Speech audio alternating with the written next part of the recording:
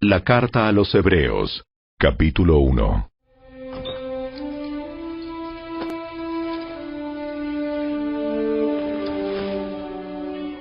Hace mucho tiempo, Dios habló muchas veces y de diversas maneras a nuestros antepasados por medio de los profetas.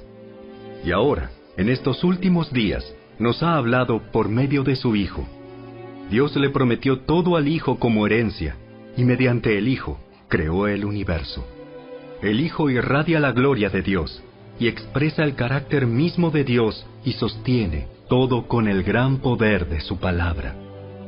Después de habernos limpiado de nuestros pecados, se sentó en el lugar de honor, a la derecha del majestuoso Dios en el cielo. Esto demuestra que el Hijo es muy superior a los ángeles, así como el nombre que Dios le dio es superior al nombre de ellos. Pues Dios nunca le dijo a ningún ángel lo que le dijo a Jesús. Tú eres mi Hijo.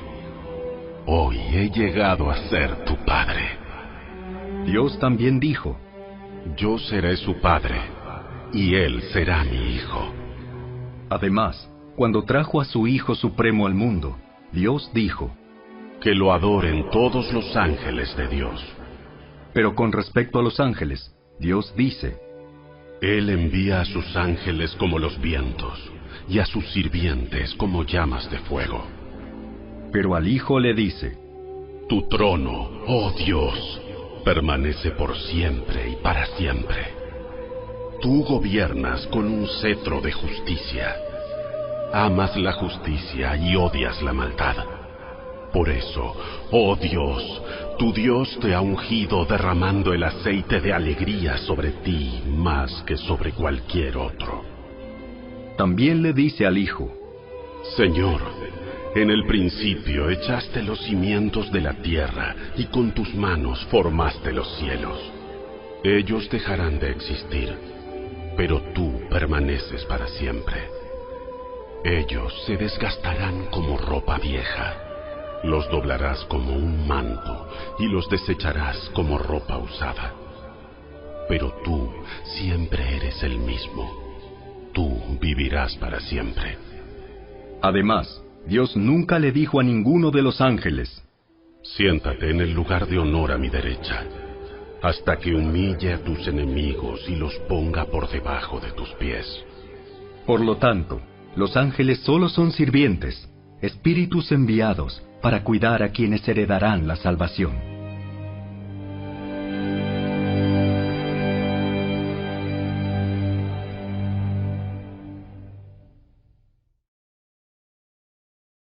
Capítulo 2.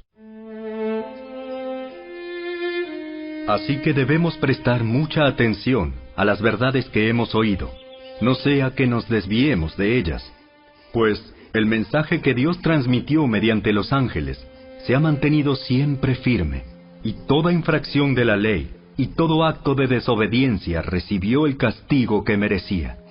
Entonces, ¿qué nos hace pensar que podemos escapar si descuidamos esta salvación tan grande, que primeramente fue anunciada por el mismo Señor Jesús y luego nos fue transmitida por quienes lo oyeron hablar?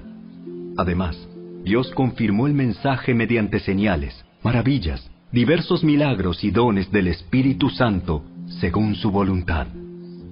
Es más, no son los ángeles quienes gobernarán el mundo futuro del cual hablamos, porque en cierto lugar las Escrituras dicen, ¿qué son los simples mortales para que pienses en ellos, o un hijo de hombre para que de él te ocupes?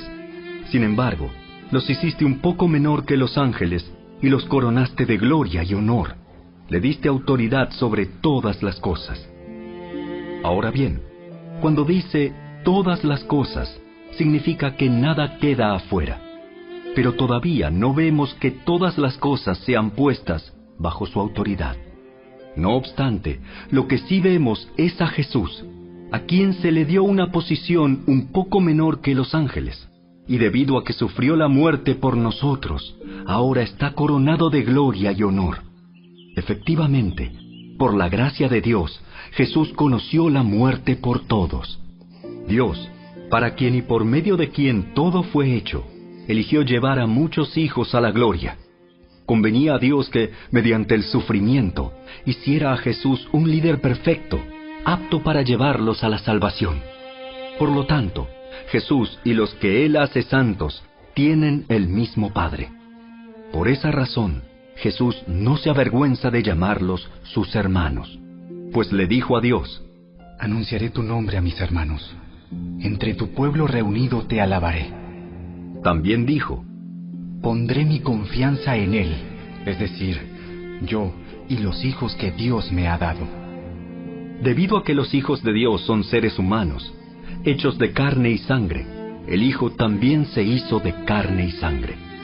Pues sólo como ser humano podía morir, y sólo mediante la muerte podía quebrantar el poder del diablo, quien tenía el poder sobre la muerte. Únicamente de esa manera el Hijo podía libertar a todos los que vivían esclavizados por temor a la muerte. También sabemos que el Hijo no vino para ayudar a los ángeles, sino que vino para ayudar a los descendientes de Abraham. Por lo tanto, era necesario que en todo sentido Él se hiciera semejante a nosotros, sus hermanos, para que fuera nuestro sumo sacerdote fiel y misericordioso delante de Dios. Entonces, podría ofrecer un sacrificio que quitaría los pecados del pueblo. Debido a que Él mismo ha pasado por sufrimientos y pruebas, puede ayudarnos cuando pasamos por pruebas.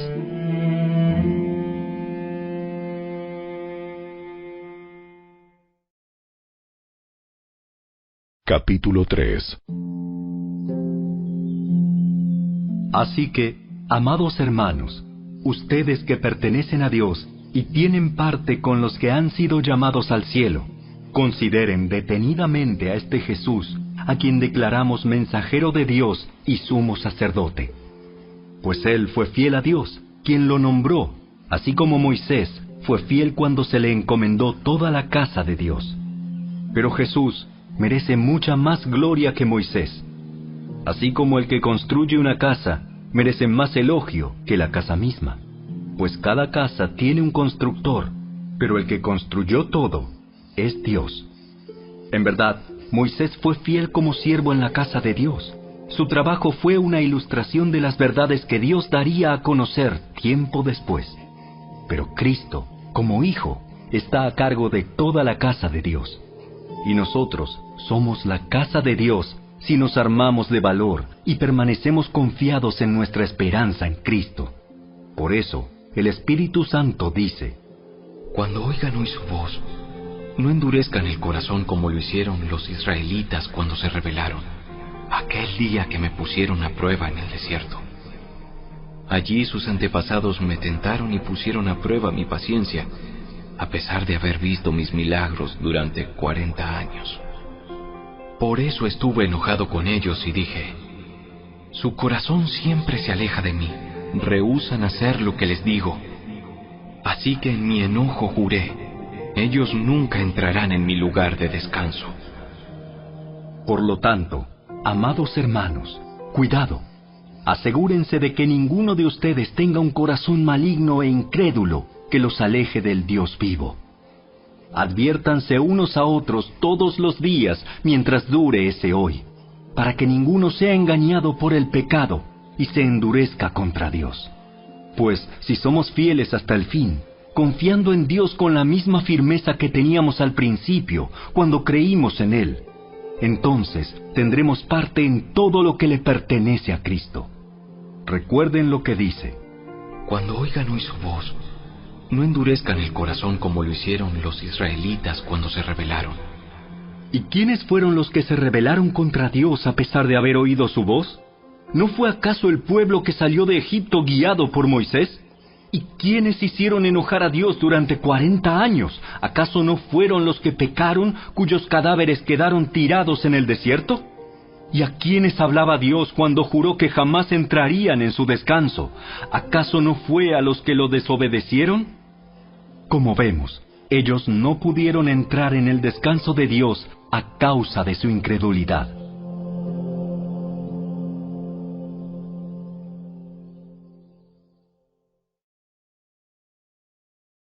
Capítulo 4.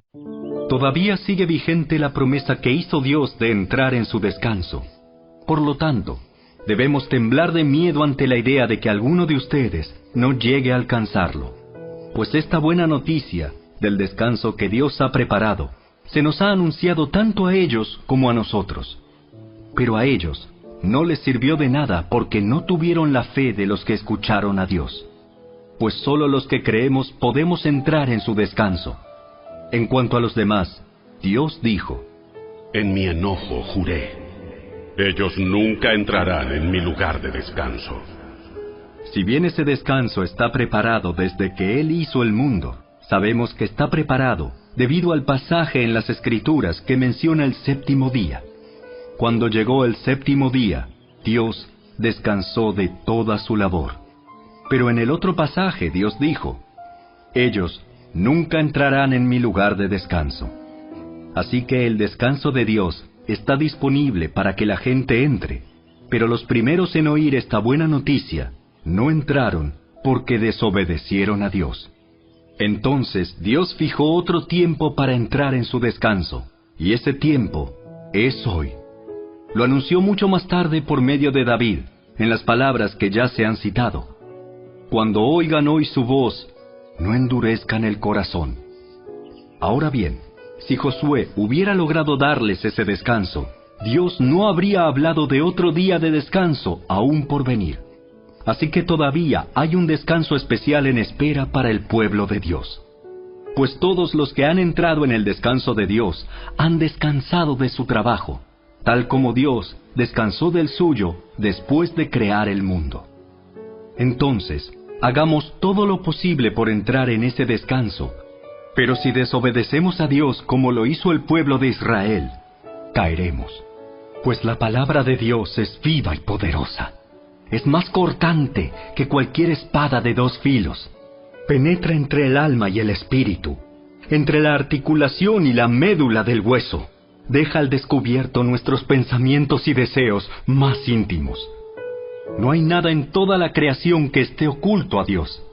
Todo está desnudo y expuesto ante sus ojos, y es a Él a quien rendimos cuentas. Por lo tanto, ya que tenemos un gran sumo sacerdote que entró en el cielo, Jesús, el Hijo de Dios, aferrémonos a lo que creemos. Nuestro sumo sacerdote comprende nuestras debilidades, porque enfrentó todas y cada una de las pruebas que enfrentamos nosotros. Sin embargo, Él nunca pecó. Así que acerquémonos con toda confianza al trono de la gracia de nuestro Dios. Allí recibiremos su misericordia y encontraremos la gracia que nos ayudará cuando más la necesitemos.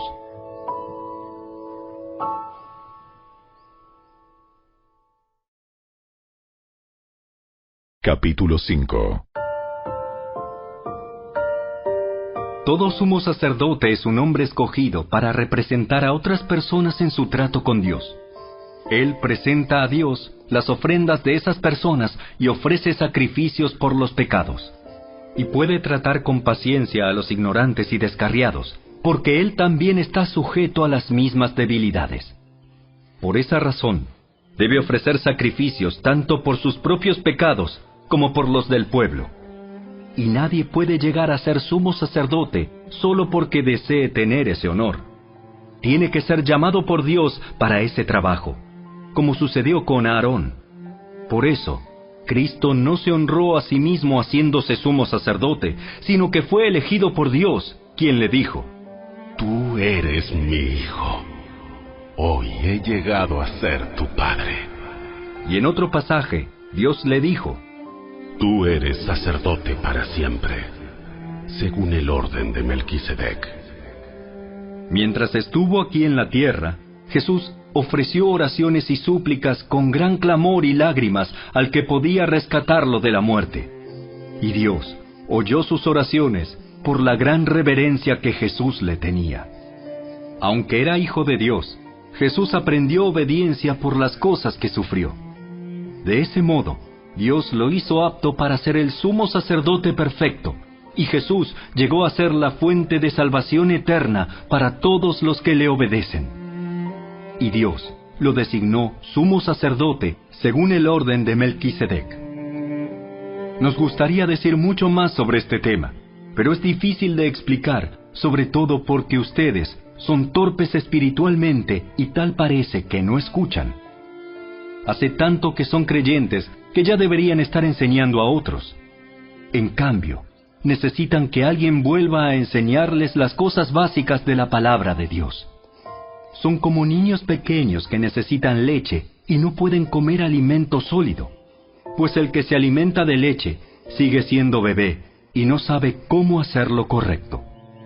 El alimento sólido es para los que son maduros, los que a fuerza de práctica están capacitados para distinguir entre lo bueno y lo malo.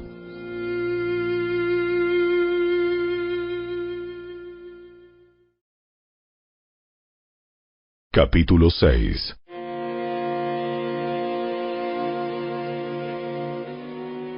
Así que dejemos de repasar una y otra vez las enseñanzas elementales acerca de Cristo. Por el contrario, sigamos adelante hasta llegar a ser maduros en nuestro entendimiento. No puede ser que tengamos que comenzar de nuevo con los importantes cimientos acerca del arrepentimiento de las malas acciones y de tener fe en Dios. Ustedes tampoco necesitan más enseñanza acerca de los bautismos, la imposición de manos, la resurrección de los muertos y el juicio eterno.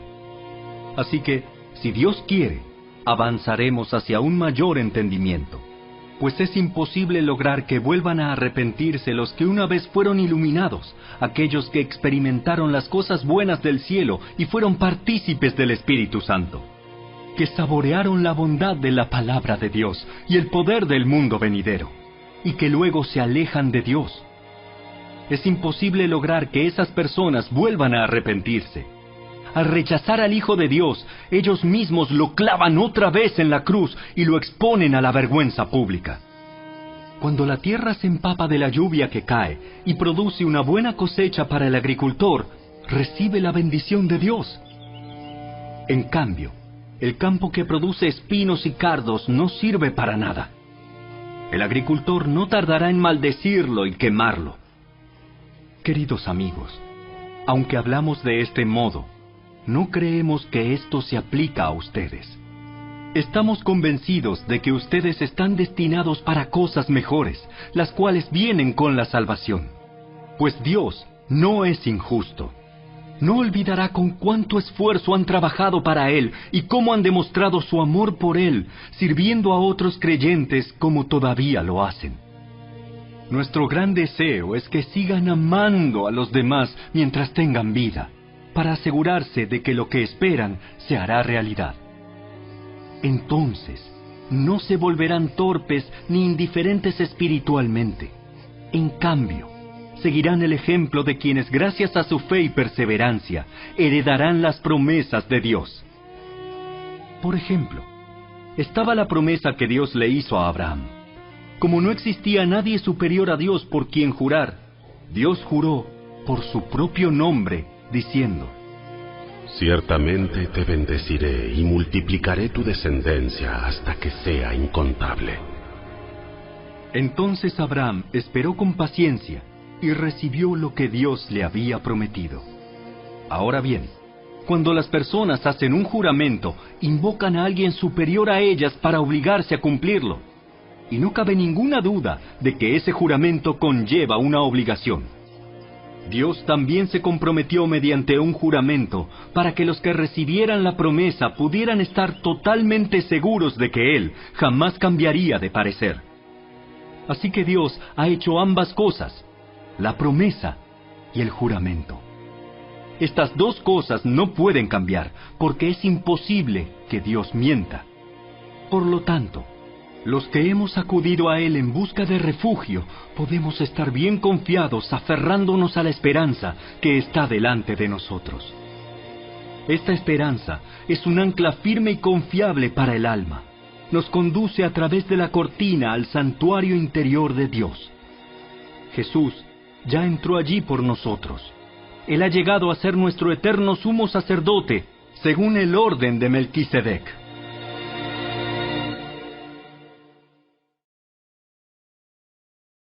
Capítulo 7.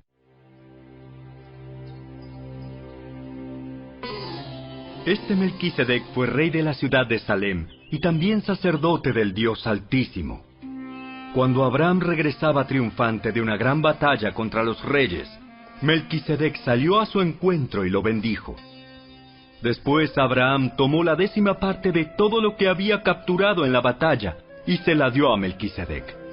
El nombre Melquisedec significa Rey de Justicia, y Rey de Salem significa Rey de Paz.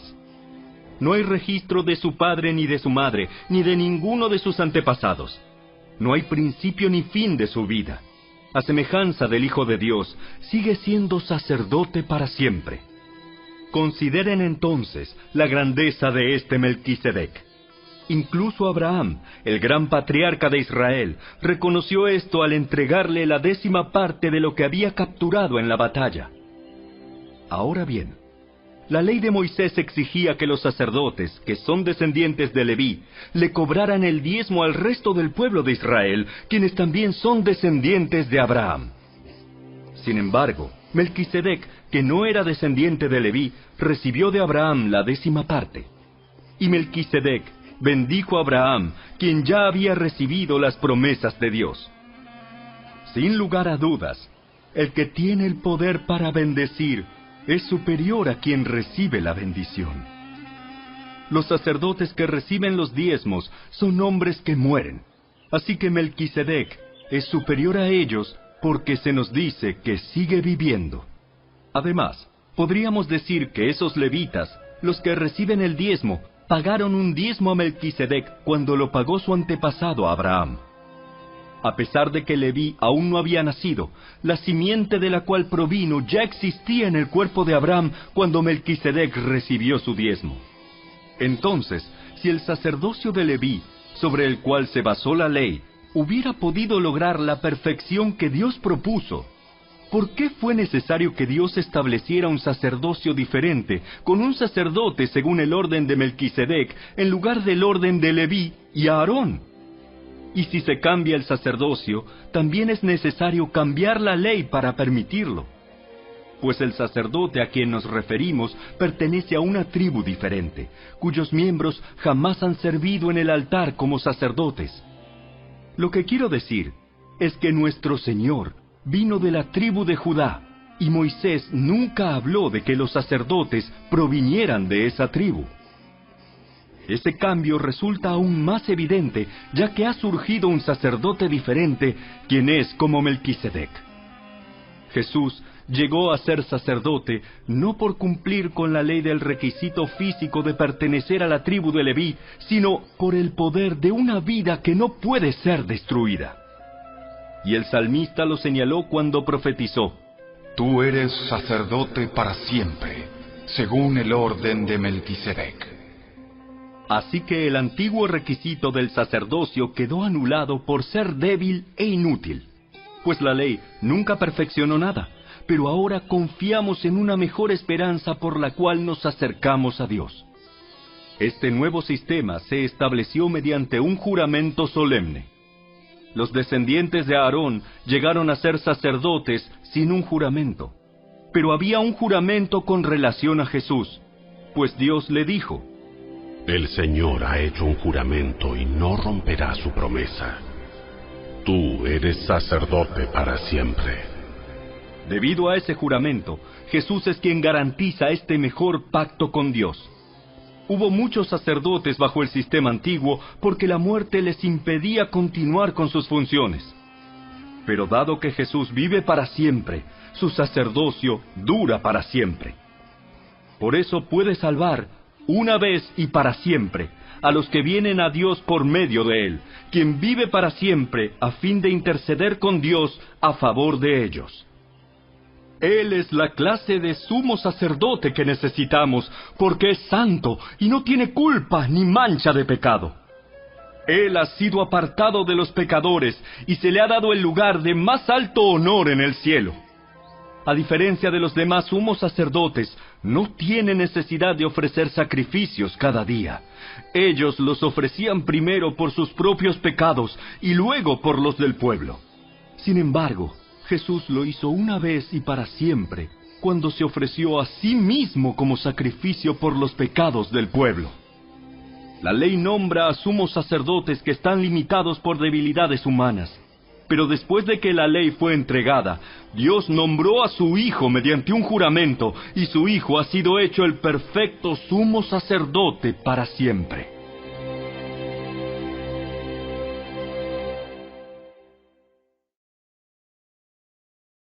Capítulo 8. El punto principal es el siguiente. Tenemos un sumo sacerdote quien se sentó en el lugar de honor, a la derecha del trono del Dios majestuoso en el cielo. Allí sirve como ministro en el tabernáculo del cielo, el verdadero lugar de adoración construido por el Señor y no por manos humanas. Ya que es deber de todo sumo sacerdote presentar ofrendas y sacrificios, nuestro sumo sacerdote también tiene que presentar una ofrenda. Si estuviera aquí en la tierra, ni siquiera sería sacerdote, porque ya hay sacerdotes que presentan las ofrendas que exige la ley. Ellos sirven dentro de un sistema de adoración que es solo una copia, una sombra del verdadero que está en el cielo.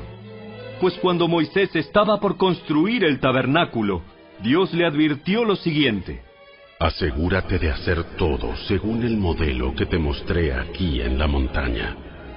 Pero ahora a Jesús, nuestro sumo sacerdote, se le ha dado un ministerio que es muy superior al sacerdocio antiguo, porque Él es mediador a nuestro favor de un mejor pacto con Dios basado en promesas mejores.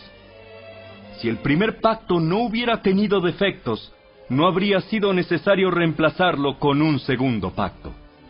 Pero cuando Dios encontró defectos en el pueblo, dijo: se acerca el día en que haré un nuevo pacto con el pueblo de Israel y de Judá. Este pacto no será como el que hice con sus antepasados, cuando los tomé de la mano y los saqué de la tierra de Egipto. Ellos no permanecieron fieles a mi pacto, por eso les di la espalda. Pero este es el nuevo pacto que haré con el pueblo de Israel en ese día. Pondré mis leyes en su mente y las escribiré en su corazón. Yo seré su Dios, y ellos serán mi pueblo. Y no habrá necesidad de enseñar a sus vecinos, ni habrá necesidad de enseñar a sus parientes diciendo: deberías conocer al Señor. Pues todos ya me conocerán, desde el más pequeño hasta el más grande. Perdonaré sus maldades y nunca más me acordaré de sus pecados. Cuando Dios habla de un nuevo pacto, quiere decir que ha hecho obsoleto al primero, el cual ha caducado y pronto desaparecerá.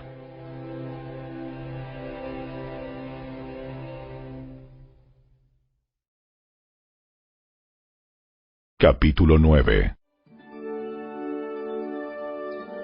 Ese primer pacto entre Dios e Israel incluía ordenanzas para la adoración y un lugar de culto aquí, en la tierra. Ese tabernáculo estaba formado por 2 salas. En la primera sala había un candelabro, una mesa y los panes consagrados sobre ella. Esta sala se llamaba Lugar Santo. Luego había una cortina detrás de la cual se encontraba la segunda sala, llamada Lugar Santísimo. En esa sala había un altar de oro para el incienso y un cofre de madera conocido como el Arca del Pacto, el cual estaba totalmente cubierto de oro. Dentro del arca había un recipiente de oro que contenía el maná, la vara de Aarón a la que le habían salido hojas y las tablas del pacto que eran de piedra. Por encima del arca estaban los querubines de la gloria divina, cuyas alas se extendían sobre la tapa del arca, es decir, el lugar de la expiación. Pero ahora no podemos explicar estas cosas en detalle. Cuando estos elementos estaban en su lugar, los sacerdotes entraban con regularidad en la primera sala durante el cumplimiento de sus deberes religiosos. Pero solo el sumo sacerdote entraba en el lugar santísimo y lo hacía una sola vez al año. Y siempre ofrecía sangre por sus propios pecados y por los pecados que el pueblo cometía por ignorancia. Mediante esas ordenanzas, el Espíritu Santo daba a entender que la entrada al lugar santísimo no estaba abierta a todos, en tanto siguiera en pie el tabernáculo y el sistema que representaba. Esta es una ilustración que apunta al tiempo presente. pues las ofrendas y los sacrificios que ofrecen los sacerdotes no pueden limpiar la conciencia de las personas que los traen.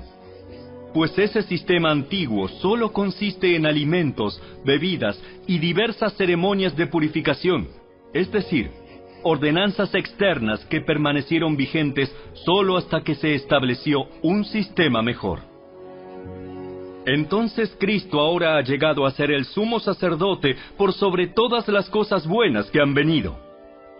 Él entró en ese tabernáculo superior y más perfecto que está en el cielo, el cual no fue hecho por manos humanas ni forma parte del mundo creado. Con su propia sangre, no con la sangre de cabras ni de becerros, entró en el lugar santísimo una sola vez y para siempre, y aseguró nuestra redención eterna. Bajo el sistema antiguo, la sangre de cabras y toros y las cenizas de una novilla podían limpiar el cuerpo de las personas que estaban ceremonialmente impuras.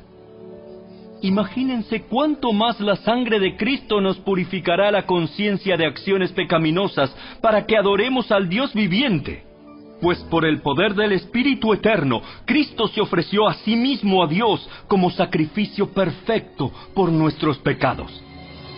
Por eso Él es el mediador de un nuevo pacto entre Dios y la gente, para que todos los que son llamados puedan recibir la herencia eterna que Dios les ha prometido. Pues Cristo murió para librarlos del castigo por los pecados que habían cometido bajo ese primer pacto. Ahora bien, cuando alguien deja un testamento, es necesario comprobar que la persona que lo hizo ha muerto. El testamento solo entra en vigencia después de la muerte de la persona. Mientras viva el que lo hizo, el testamento no puede entrar en vigencia. Por eso, aún el primer pacto fue puesto en vigencia con la sangre de un animal. Pues después de que Moisés había leído cada uno de los mandamientos de Dios a todo el pueblo, tomó la sangre de los becerros y las cabras junto con agua y roció tanto el libro de la ley de Dios como a todo el pueblo con ramas de hisopo y lana de color escarlata. Entonces dijo: Esta sangre confirma el pacto que Dios ha hecho con ustedes. De la misma manera, roció con la sangre el tabernáculo y todo lo que se usaba para adorar a Dios. De hecho, según la ley de Moisés, casi todo se purificaba con sangre, porque sin derramamiento de sangre no hay perdón. Por esa razón, el tabernáculo y todo lo que en él había, que eran copias de las cosas del cielo, debían ser purificados mediante la sangre de animales. Pero las cosas verdaderas del cielo debían ser purificadas mediante sacrificios superiores a la sangre de animales. Pues Cristo no entró en un lugar santo hecho por manos humanas, que era solo una copia del verdadero que está en el cielo. Él entró en el cielo mismo para presentarse ahora delante de Dios a favor de nosotros. Y no entró en el cielo para ofrecerse a sí mismo una y otra vez, como lo hace el sumo sacerdote aquí en la tierra, que entra en el lugar santísimo año tras año con la sangre de un animal. Si eso hubiera sido necesario, Cristo tendría que haber sufrido la muerte una y otra vez desde el principio del mundo. Pero ahora, en el fin de los tiempos, Cristo se presentó una sola vez y para siempre, para quitar el pecado mediante su propia muerte en sacrificio. Y así como cada persona está destinada a morir una sola vez y después vendrá el juicio, así también Cristo fue ofrecido una sola vez y para siempre, a fin de quitar los pecados de muchas personas. Cristo vendrá otra vez, no para ocuparse de nuestros pecados, sino para traer salvación a todos los que esperan con anhelo su venida.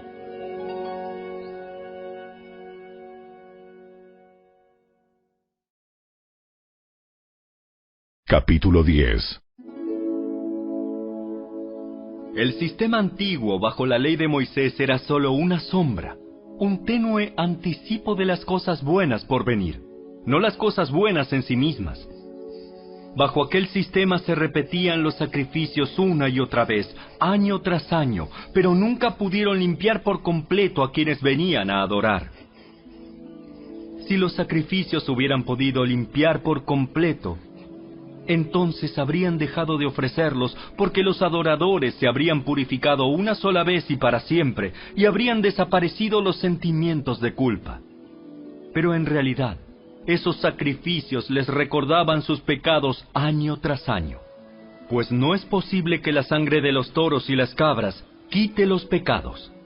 Por eso, cuando Cristo vino al mundo, le dijo a Dios: No quisiste sacrificios de animales ni ofrendas por el pecado, pero me has dado un cuerpo para ofrecer. No te agradaron las ofrendas quemadas ni otras ofrendas por el pecado. Luego dije: Aquí estoy, oh Dios. He venido a hacer tu voluntad, como está escrito acerca de mí en las Escrituras. Primero, Cristo dijo: No quisiste sacrificios de animales, ni ofrendas por el pecado, ni ofrendas quemadas, ni otras ofrendas por el pecado. Tampoco te agradaron todas esas ofrendas, aun cuando la ley de Moisés las exige. Luego dijo: Aquí estoy, he venido a hacer tu voluntad. Él anula el primer pacto para que el segundo entre en vigencia, pues la voluntad de Dios fue que el sacrificio del cuerpo de Jesucristo nos hiciera santos una vez y para siempre. Bajo el antiguo pacto, el sacerdote oficia de pie delante del altar día tras día, ofreciendo los mismos sacrificios una y otra vez, los cuales nunca pueden quitar los pecados. Pero nuestro sumo sacerdote se ofreció a sí mismo a Dios como un solo sacrificio por los pecados, válido para siempre. Luego se sentó en el lugar de honor a la derecha de Dios.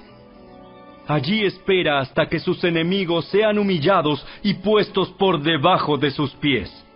Pues mediante esa única ofrenda, Él perfeccionó para siempre a los que está haciendo santos. Y el Espíritu Santo también da testimonio de que es verdad, pues dice: Este es el nuevo pacto que haré con mi pueblo en aquel día. Pondré mis leyes en su corazón y las escribiré en su mente. Después dice: Nunca más me acordaré de sus pecados y sus transgresiones. Y cuando los pecados han sido perdonados, ya no hace falta ofrecer más sacrificios. Así que, amados hermanos, podemos entrar con valentía en el lugar santísimo del cielo por causa de la sangre de Jesús. Por su muerte, Jesús abrió un nuevo camino, un camino que da vida a través de la cortina al lugar santísimo. Ya que tenemos un gran sumo sacerdote que gobierna la casa de Dios, entremos directamente a la presencia de Dios con corazón sincero y con plena confianza en Él. Pues nuestra conciencia culpable ha sido rociada con la sangre de Cristo a fin de purificarnos, y nuestro cuerpo ha sido lavado con agua pura. Mantengámonos firmes sin titubear en la esperanza que afirmamos, porque se puede confiar en que Dios cumplirá su promesa. Pensemos en maneras de motivarnos unos a otros a realizar actos de amor y buenas acciones. Y no dejemos de congregarnos como lo hacen algunos, sino animémonos unos a otros, sobre todo ahora que el día de su regreso se acerca. Queridos amigos, si seguimos pecando a propósito después de haber recibido el conocimiento de la verdad, ya no queda ningún sacrificio que cubra esos pecados. Solo queda la terrible expectativa del juicio de Dios y el fuego violento que consumirá a sus enemigos. Pues todo el que rehusaba obedecer la ley de Moisés era ejecutado sin compasión por el testimonio de 2 o 3 testigos. Piensen, pues, cuánto mayor será el castigo para quienes han pisoteado al Hijo de Dios y han considerado la sangre del pacto, la cual nos hizo santos, como si fuera algo vulgar e inmundo, y han insultado y despreciado al Espíritu Santo que nos trae la misericordia de Dios. Pues conocemos al que dijo: Yo tomaré venganza, yo les pagaré lo que se merecen. También dijo: El Señor juzgará a su propio pueblo. Es algo aterrador caer en manos del Dios vivo. Acuérdense de los primeros tiempos cuando recién aprendían acerca de Cristo. Recuerden cómo permanecieron fieles aunque tuvieron que soportar terrible sufrimiento. Algunas veces los ponían en ridículo públicamente y los golpeaban. Otras veces ustedes ayudaban a los que pasaban por lo mismo. sufrieron junto con los que fueron metidos en la cárcel, y cuando a ustedes les quitaron todos sus bienes, lo aceptaron con alegría. Sabían que en el futuro les esperaban cosas mejores que durarán para siempre. Por lo tanto, no desechen la firme confianza que tienen en el Señor. Tengan presente la gran recompensa que les traerá. Perseverar con paciencia es lo que necesitan ahora para seguir haciendo la voluntad de Dios. Entonces recibirán todo lo que Él ha prometido. Pues dentro de muy poco tiempo, aquel que viene vendrá sin demorarse. Mis juicios vivirán por la fe, pero no me complaceré con nadie que se aleje. Pero nosotros no somos de los que se apartan de Dios hacia su propia destrucción. Somos los fieles, y nuestras almas serán salvas.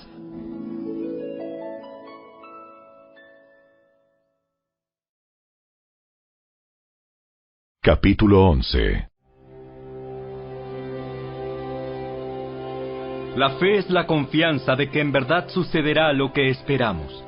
Es lo que nos da la certeza de las cosas que no podemos ver. Por su fe, la gente de antaño gozó de una buena reputación. Por la fe entendemos que todo el universo fue formado por orden de Dios, de modo que lo que ahora vemos no vino de cosas visibles. Fue por la fe que Abel presentó a Dios una ofrenda más aceptable que la que presentó Caín. La ofrenda de Abel demostró que era un hombre justo, y Dios aprobó sus ofrendas. Aunque Abel murió hace mucho tiempo, todavía nos habla por su ejemplo de fe. Fue por la fe que Enoc ascendió al cielo sin morir. Desapareció porque Dios se lo llevó. Pues antes de ser llevado, lo conocían como una persona que agradaba a Dios. De hecho, sin fe es imposible agradar a Dios. Todo el que desea acercarse a Dios debe creer que Él existe y que Él recompensa a los que lo buscan con sinceridad. Fue por la fe que Noé construyó un barco grande para salvar a su familia del diluvio en obediencia a Dios, quien le advirtió de cosas que nunca antes habían sucedido. Por su fe, Noé condenó al resto del mundo y recibió la justicia que viene por la fe. Fue por la fe que Abraham obedeció cuando Dios lo llamó para que dejara su tierra y fuera a otra que él le daría por herencia. Se fue sin saber a dónde iba. Incluso cuando llegó a la tierra que Dios le había prometido, vivió allí por fe, pues era como un extranjero que vive en carpas. Lo mismo hicieron Isaac y Jacob, quienes heredaron la misma promesa. Abraham esperaba con confianza una ciudad de cimientos eternos, una ciudad diseñada y construida por Dios. Fue por la fe que hasta Sara pudo tener un hijo, a pesar de ser estéril y demasiado anciana. Ella creyó que Dios cumpliría su promesa. Así que una nación entera provino de este solo hombre, quien estaba casi muerto en cuanto a tener hijos. Una nación con tantos habitantes que como las estrellas de los cielos y la arena de la orilla del mar es imposible contar. Todas estas personas murieron aún creyendo lo que Dios les había prometido. Y aunque no recibieron lo prometido, lo vieron desde lejos y lo aceptaron con gusto. Coincidieron en que eran extranjeros y nómadas aquí en este mundo. Es obvio que quienes se expresan así esperan tener su propio país. Si hubieran añorado el país del que salieron, bien podrían haber regresado. Sin embargo, buscaban un lugar mejor, una patria celestial. Por eso, Dios no se avergüenza de ser llamado el Dios de ellos, pues les ha preparado una ciudad. Fue por la fe que Abraham ofreció a Isaac en sacrificio cuando Dios lo puso a prueba. Abraham, quien había recibido las promesas de Dios, estuvo dispuesto a sacrificar a su único hijo, Isaac, aun cuando Dios le había dicho: Isaac es el hijo mediante el cual procederán tus descendientes. Abraham llegó a la conclusión de que si Isaac moría, Dios tenía el poder para volverlo a la vida, y en cierto sentido, Abraham recibió de vuelta a su hijo de entre los muertos. Fue por la fe que Isaac prometió a sus hijos Jacob y Esaú bendiciones para el futuro.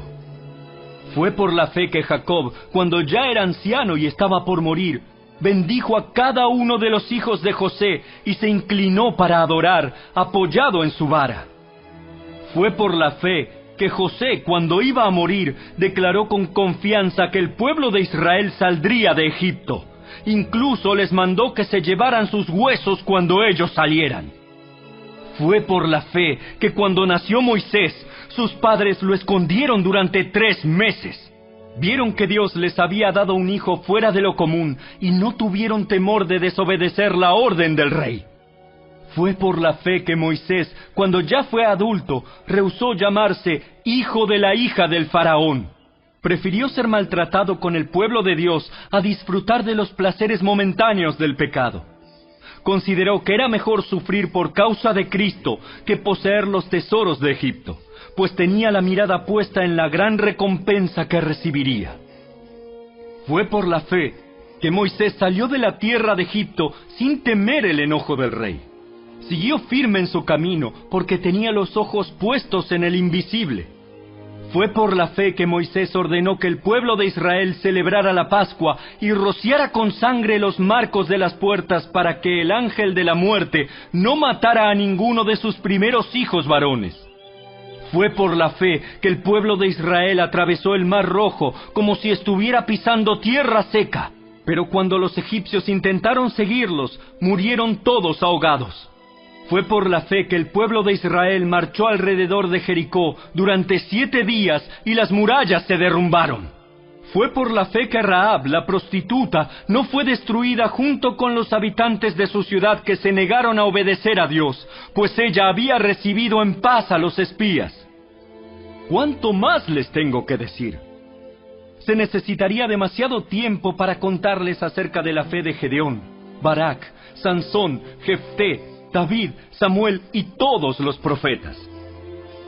Por la fe, esas personas conquistaron reinos, gobernaron con justicia y recibieron lo que Dios les había prometido.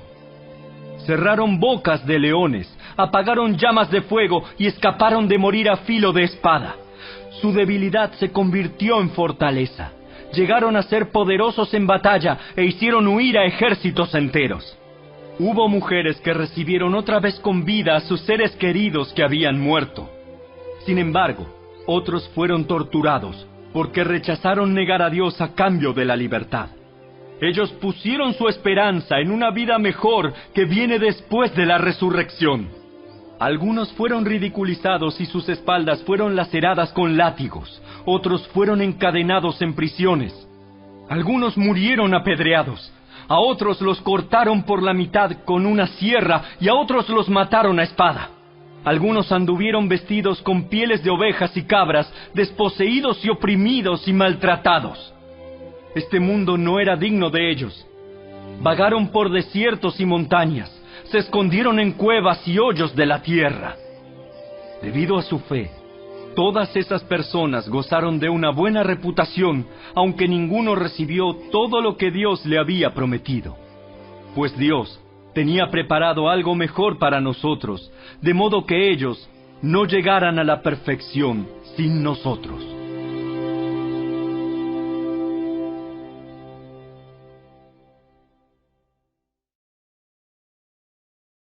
Capítulo 12. Por lo tanto, ya que estamos rodeados por una enorme multitud de testigos de la vida de fe, quitémonos todo peso que nos impida correr, especialmente el pecado que tan fácilmente nos hace tropezar, y corramos con perseverancia la carrera que Dios nos ha puesto por delante. Esto lo hacemos al fijar la mirada en Jesús, el campeón que inicia y perfecciona nuestra fe. Debido al gozo que le esperaba, Jesús soportó la cruz sin importarle la vergüenza que ésta representaba. Ahora está sentado en el lugar de honor junto al trono de Dios. Piensen en toda la hostilidad que soportó por parte de pecadores. Así no se cansarán ni se darán por vencidos. Después de todo, ustedes aún no han dado su vida en la lucha contra el pecado. ¿Acaso olvidaron las palabras de aliento con que Dios les habló a ustedes como a hijos? Él dijo: Hijo mío, no tomes a la ligera la disciplina del Señor, y no te des por vencido cuando te corrige. Pues el Señor disciplina a los que ama y castiga a todo el que recibe como hijo. Al soportar esta disciplina divina, recuerden que Dios los trata como a sus propios hijos. ¿Acaso alguien oyó hablar de un hijo que nunca fue disciplinado por su padre? Si Dios no los disciplina a ustedes como lo hace con todos sus hijos, quiere decir que ustedes no son verdaderamente sus hijos, sino ilegítimos. Ya que respetábamos a nuestros padres terrenales que nos disciplinaban, entonces, ¿acaso no deberíamos someternos aún más a la disciplina del Padre de nuestro espíritu y así vivir para siempre? Pues nuestros padres terrenales nos disciplinaron durante algunos años e hicieron lo mejor que pudieron. Pero la disciplina de Dios siempre es buena para nosotros, a fin de que participemos de su santidad. Ninguna disciplina resulta agradable a la hora de recibirla. Al contrario, es dolorosa, pero después produce la apacible cosecha de una vida recta para los que han sido entrenados por ella. Por lo tanto, renueven las fuerzas de sus manos cansadas y fortalezcan sus rodillas debilitadas. Tracen un camino recto para sus pies, a fin de que los débiles y los cojos no caigan, sino que se fortalezcan. Esfuércense por vivir en paz con todos y procuren llevar una vida santa, porque los que no son santos no verán al Señor. Cuídense unos a otros, para que ninguno de ustedes deje de recibir la gracia de Dios. Tengan cuidado de que no brote ninguna raíz venenosa de amargura, la cual los trastorne a ustedes y envenene a muchos.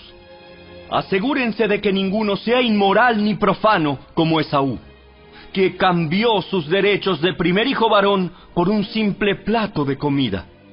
Ustedes saben que después, cuando quiso recibir la bendición de su padre, fue rechazado. Ya era demasiado tarde para arrepentirse, a pesar de que suplicó con lágrimas amargas. Ustedes no se han acercado a una montaña que se pueda tocar, a un lugar que arde en llamas, un lugar de oscuridad y tinieblas, rodeado por un torbellino como les sucedió a los israelitas cuando llegaron al monte Sinaí. Ellos oyeron un imponente toque de trompeta y una voz tan temible que les suplicaron a Dios que dejara de hablar. Retrocedieron tambaleándose bajo el mandato de Dios. Si tan solo un animal toca la montaña, deberá morir apedreado. Incluso Moisés se asustó tanto de lo que vio que dijo: Estoy temblando de miedo.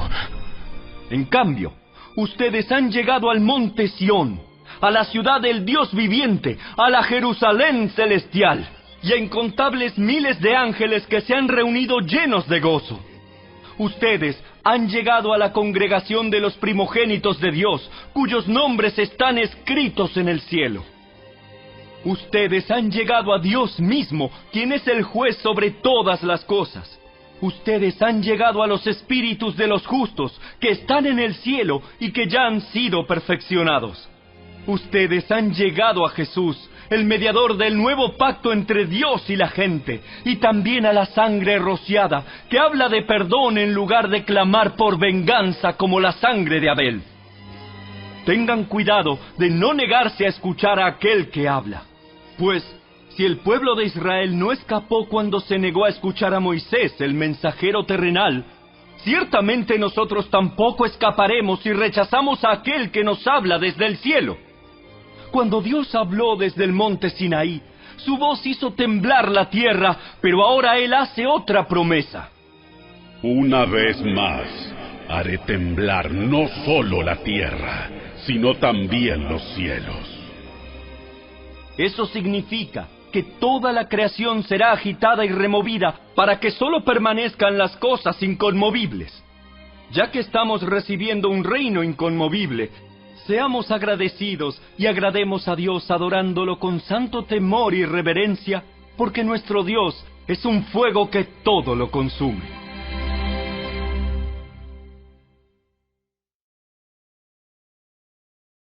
Capítulo 13. Sigan amándose unos a otros como hermanos. No se olviden de brindar hospitalidad a los desconocidos, porque algunos que lo han hecho han hospedado ángeles sin darse cuenta. Acuérdense de aquellos que están en prisión como si ustedes mismos estuvieran allí. Acuérdense también de los que son maltratados como si ustedes mismos sintieran en carne propia el dolor de ellos. Honren el matrimonio, y los casados manténganse fieles el uno al otro. Con toda seguridad, Dios juzgará a los que cometen inmoralidades sexuales y a los que cometen adulterio. No amen el dinero, estén contentos con lo que tienen, pues Dios ha dicho: nunca te fallaré, jamás te abandonaré. Así que podemos decir con toda confianza: el Señor es quien me ayuda, por tanto no temeré. ¿Qué me puede hacer un simple mortal? Acuérdense de los líderes que les enseñaron la palabra de Dios. Piensen en todo lo bueno que haya resultado de su vida y sigan el ejemplo de su fe. Jesucristo es el mismo ayer, hoy y siempre. Así que no se dejen cautivar por ideas nuevas y extrañas. Su fortaleza espiritual proviene de la gracia de Dios y no depende de reglas sobre los alimentos que de nada sirven a quienes las siguen. Tenemos un altar del cual los sacerdotes del tabernáculo no tienen derecho a comer. Bajo el sistema antiguo, el sumo sacerdote llevaba la sangre de los animales al lugar santo como sacrificio por el pecado, y los cuerpos de esos animales se quemaban fuera del campamento. De igual manera, Jesús sufrió y murió fuera de las puertas de la ciudad para hacer santo a su pueblo mediante su propia sangre. Entonces, salgamos al encuentro de Jesús, fuera del campamento, y llevemos la deshonra que Él llevó. Pues este mundo no es nuestro hogar permanente. Esperamos el hogar futuro. Por lo tanto, por medio de Jesús, ofrezcamos un sacrificio continuo de alabanza a Dios, mediante el cual proclamamos nuestra lealtad a su nombre. Y no se olviden de hacer el bien, ni de compartir lo que tienen con quienes pasan necesidad. Estos son los sacrificios que le agradan a Dios. Obedezcan a sus líderes espirituales y hagan lo que ellos dicen. Su tarea es cuidar el alma de ustedes y tienen que rendir cuentas a Dios. Denles motivos para que la hagan con alegría y no con dolor. Esto último ciertamente no los beneficiará a ustedes. Oren por nosotros, pues tenemos la conciencia limpia y deseamos comportarnos con integridad en todo lo que hacemos. Y oren especialmente para que pueda regresar a verlos pronto. Y ahora que el Dios de paz, quien levantó de entre los muertos a nuestro Señor Jesús, el gran pastor de las ovejas, y que ratificó un pacto eterno con su sangre, los capacite con todo lo que necesiten para hacer su voluntad. Que Él produzca en ustedes, mediante el poder de Jesucristo, todo lo bueno que a Él le agrada. A Él sea toda la gloria por siempre y para siempre. Amén. Les ruego, amados hermanos, que hagan caso a lo que les escribí en esta breve exhortación. Quiero que sepan que nuestro hermano Timoteo ya salió de la cárcel. Si llega pronto, lo llevaré conmigo cuando vaya a verlos. Saluden a todos los líderes y a todos los creyentes que están allí. Los creyentes de Italia les envían sus saludos. Que la gracia de Dios sea con todos ustedes.